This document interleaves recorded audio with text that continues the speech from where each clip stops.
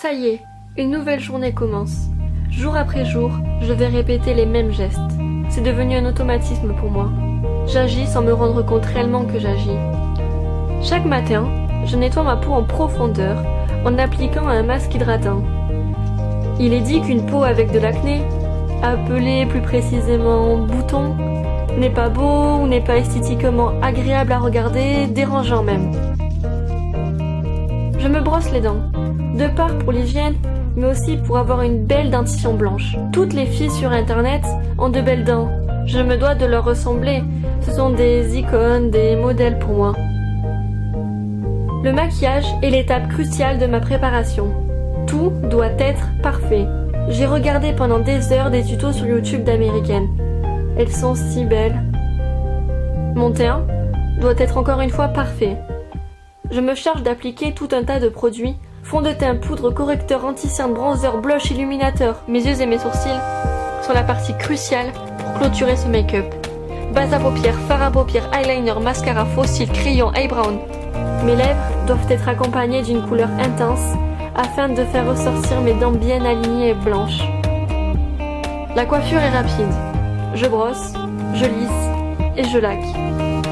Maintenant, place à la seconde partie qui définit qui nous sommes ou qui nous voulons être.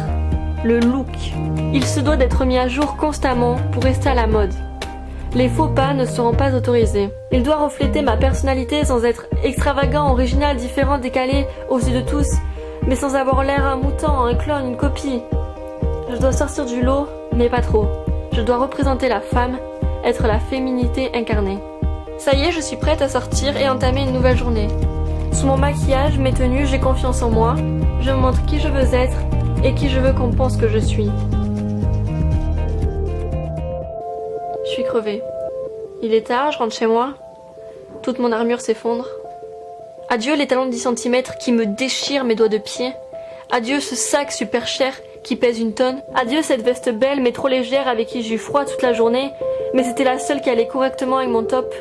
Adieu ces cheveux que je m'attache, qui m'ont gêné toute la journée, mais c'est toujours plus agréable de regarder une fille ayant les cheveux au vent. Adieu, et enfin, je m'enlève toute cette tonne de maquillage que j'ai dû retoucher et repoudrer toute la journée pour qu'il reste intact. Je peux enfin laisser respirer ma peau.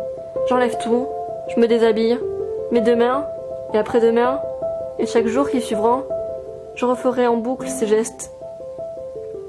Adieu toute cette apparence extérieure que je me donne, où je dissimule la réalité sous la couverture d'une représentation. Mais sachez que l'apparence de mon corps est ce que j'offre au regard d'un autre, et non ce que je suis.